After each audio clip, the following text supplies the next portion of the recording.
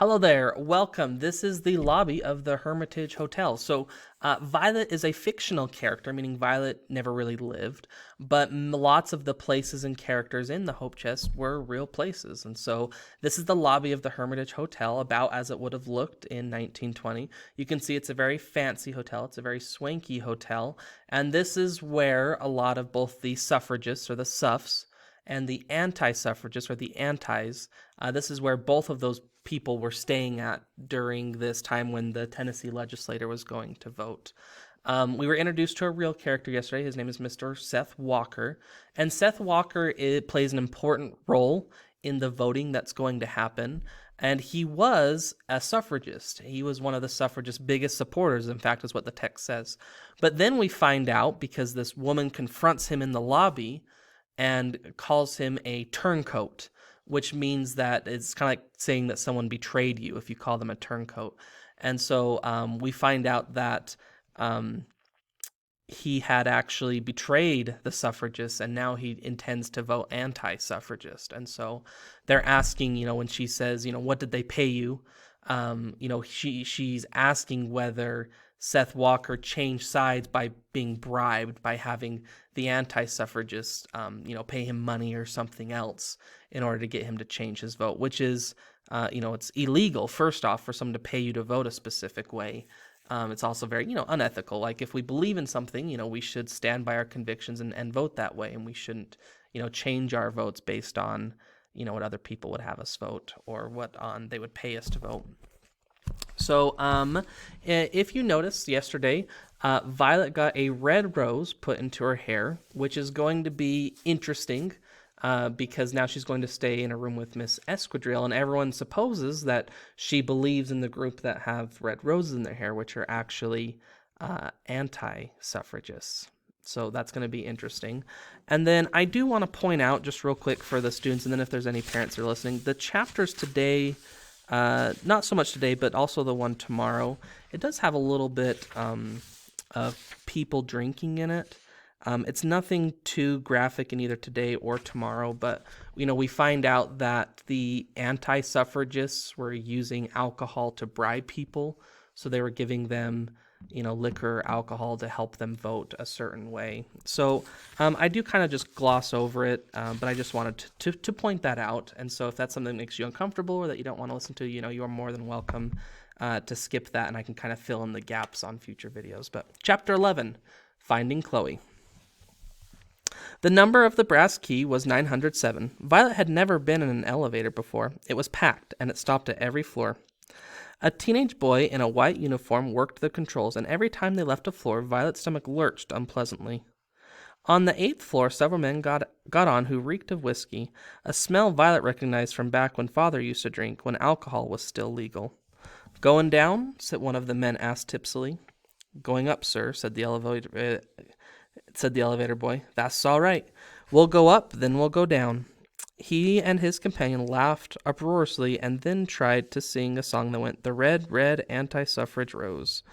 Those were the only words they could remember, but they managed to sing them 3 times before the stifling, drunk-smelling elevator reached the 9th floor, and Violet tumbled gratefully out. The corridor was C-shaped, and she went around it the other wrong way and had to turn and go the other way before she found that room 907 was actually right by the elevator.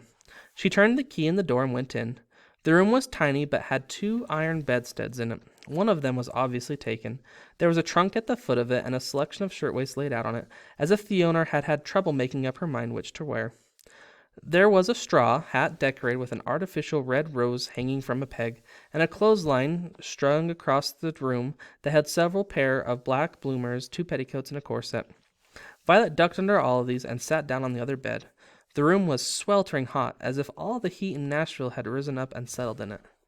The window was open, and so was the transom over the door. There was an electric fan standing near the window. Violet went over and turned it on. The underclothes flapped on the clothesline. A stack of papers on the nightstand between the 2 beds fluttered to the floor, and Violet bent wearily to pick them up. They looked like 10 pamphlets. The top one said on the front, "Men of the South, now is the time to show your gallantry. Southern women require your aid as never before." Violet put the papers back on the nightstand and weighted them down with an electric curling iron. She flopped back on the bed, feeling hopeless. It was horribly hot in here. It was too hot to move, let alone go looking for Chloe, or to find out what had happened to Mr. Martin and Myrtle. She would have liked to have taken off her clothes, but there was this other known woman, she of the Nanking Bloomers, who was going to come in sooner or later, so Violet didn't. There was a little door in one corner of the room. Violet went to it. It was a bathroom. Well, there was no bathtub, but there was a toilet and a sink. Violet had stayed in hotels twice before, when she'd gone to Scranton with her mother, but she'd never been in a hotel room that had its own toilet. She turned the sink on and splashed water on her face. The water was warm, and it didn't run cold water when she left the tap on. But when she wet her hair and neck and stood in front of the fan, she felt a little better. She was hungry. She got up and went out of the room. She went back to the elevator and pushed the call button. She waited. It was stifling hot in the hall. Through the elevator shaft, she heard shouts and laughter, but no sound of elevators moving. She looked around for the stairs. It was even hotter in the stairwell. By the time she got down to the 8th floor, Violet couldn't stand the heat anymore. She went out into the hallway, which stank sourly of whiskey. The corridor was full of people, mostly men. They reeled and rolled as if they were standing on the deck of a ship. Some of them were tipsy, but most of them were positively drunk. A man lurched toward her. His stiff celluloid collar had come loose from all but one of the buttons that held it to his shirt. The collar stood on end on his shoulder, forming a big white C that ended in his right ear. "Here's another anti-Jim," he said. "Ask her if there's any more whiskey coming." Violet fled back into the stairwell. Halfway down, she passed some women wearing yellow roses, and they edged away from her. "Look at that, Anne," one of them said to the other. "They're using children now. They have no shame at all." She had 42 cents in her pocket. She came out into the crowded ground lobby. She could smell food from somewhere. She went down the wide marble steps that led to the main entrance. There was another wide stone staircase leading down to the cellar, and that was where the food smell was coming from. She started down the steps. "I'm sorry, miss." A man in a white uniform blocked her way. "The grill room is for men only." Violet stared up at him in disbelief. It was one thing to have a separate entrance, but she was hungry. "I have money," she said. "It's not a matter of money, miss," the man replied, shaking his head. "The grill room is for gentlemen. If you can go to the dining room on the main floor, they can accommodate you there." He looked at Violet's plaid dress with a double row of gigantic black buttons and the appalling 3-inch wide patent leather belt. "Provided you're suitably attired, of course." Violet climbed wearily up the stone steps again. She wove her way through the crowd and up a few more steps to the grand dining room. Inside, a brass band was playing, booming through the clink of cutlery on china and the sound of voices. A man in a white tuxedo stood at the entrance. "I'm sorry, miss." He barred her way.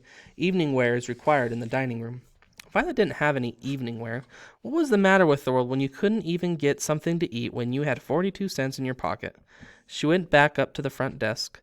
The desk clerk was counting his tally marks again. He looked up at Violet. "I have $1 riding on your side," he confided. Ordinarily, I'm not a betting man, but I think you antis are going to pull us off. I really do." Violet put her hand to the rose she was wearing. She had forgotten all about it. It had wilted with the heat, and a few petals came off. She looked at them, little bits of velvety crimson in the palm of her hand. She remembered the line the drunks in the elevator had been singing, "The red, red anti-suffrage rose," and the man who said, "Here's another anti." She'd been too upset to think about it before, but now she realized that she'd been taken in by the anti-suffragists. That woman who grabbed her at the train station, Charlotte Rowe, was an anti, and she'd slapped an anti-rose on Violet and taken her up and put her in an anti-room. This was no way to find Chloe. But first things first. "Where can I get something to eat?" she asked the desk clerk. "They won't let me into the grill room downstairs or the dining room." The desk clerk frowned. "Well, you have to change for dinner, miss, of course." "I don't have anything to change into," Violet said. Her other dress wouldn't do either. She was starting to feel very cranky. "Is there anywhere I can just buy something to eat?" She thought about the businesses they had passed on the way from the train station, all closed except the theaters. "Not at this time of night. Not any place that a young lady ought to go into. You'll have to wait till morning." Violet felt like crying. She didn't care about where a young lady ought to go. She just wanted to eat. "I can't wait until morning. I'm hungry now." "I'm hungry right now." The desk clerk frowned, thinking. "Don't they serve refreshments at your meetings? There should be one going on right now." He nodded upward. Up there on the mezzanine floor. The anti-strategy meeting should have sandwiches. I saw the waiters taking them up. Violet thanked him hurriedly and ran up the narrow stone stairway. The mezzanine was a broad balcony above the lobby, with a large room set off it by French windows. In the room there were many women and a few men, all dressed, all wearing red roses. Violet didn't really pay much attention to them, though. In the room there was also a stand holding a tray, and on the tray there were sandwiches. Cucumber sandwiches, sliced cold sandwiches, and cold tongue sandwiches. Did any of you guys like cold tongue sandwiches? Me neither. Violet gathered as many of them as would fit onto one of the little china plates provided. Then she sat down on a chair near the wall and ate. Nobody in the meeting seemed to have noticed that she'd come in. They were all listening to a tall, thin, horse-faced woman in an enormous hat decorated with a flood of red roses and 2 ghastly green bird wings. She wore 3 red roses in a row on her lapel. I think we can count on Speaker Seth Walker from here on in, the horse-faced woman was saying. He no longer hearkens to the cry of the suffrage siren. We've got him listening to something else. A man in the room took 2 gold coins out of his pocket and jingled them loudly. The people in the room chuckled. Violet ate a cucumber sandwich.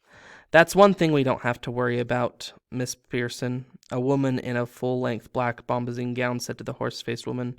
Money. No, thank goodness, said Miss Pearson. There are so many gallant men willing to do their utmost to protect the rights of Southern womanhood. And an employer's right to hire anyone he wants, including needy children who have dependent parents. The man who had jingled his coin said righteously. And the rights of the whiskey distillers to conduct their business freely again someday, said a woman sitting near Violet, but not loud enough to be generally heard. So I don't think we need to worry about all that yellow bunting hanging in the Capitol, said Miss Pearson. The Suffs can hang all the yellow bunting they want. Yellow bunting doesn't vote, and neither do they. People chuckled. But what about our resolution to table? A little woman in lavender dress squeaked. It failed. It doesn't matter, Miss Claiborne, said Miss Pearson. We can make as many motions to table as we want. We'll make another tomorrow. And besides, said a woman in a floppy straw hat, there's another little surprise in store for the Suffs tomorrow. Thanks for listening.